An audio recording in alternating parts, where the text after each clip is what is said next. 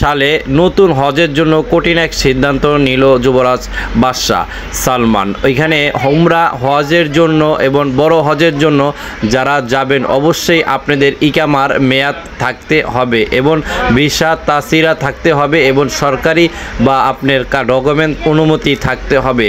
যদি এছাড়াও আপনি কোনোভাবে মক্কাতে প্রবেশ করতে যান সেক্ষেত্রে আপনার জরিমানা হবে এবং 6 মাস জেল হতে পারে। এজন্য ইকামার মেয়াদ থাকা অবস্থায় আপনাকে কোনো অনুমতি নিয়ে যেতে হবে, অথবা যদি আপনার সেখানে ইকামার মেয়াদ না থাকে সেক্ষেত্রে কিন্তু আপনার জরিমানা হবে।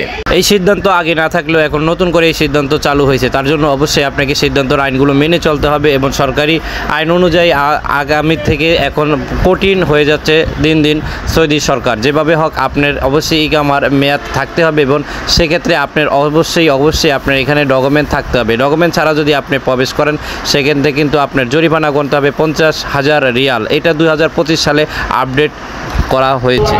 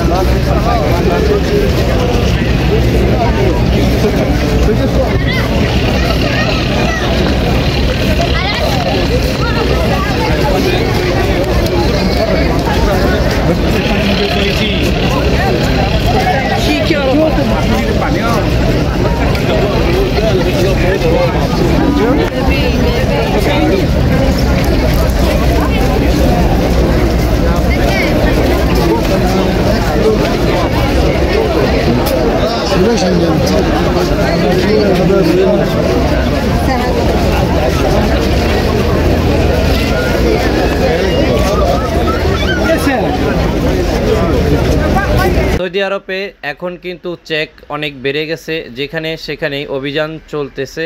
তবে বাংলাদেশের নাগরিক ছাড়া অন্যান্য দেশের নাগরিককেও এই চেক করে তারা নিজ নিজ দেশে ফেরত পাঠিয়ে দিচ্ছে। পেজটিকে ফলো করে সঙ্গে থাকুন।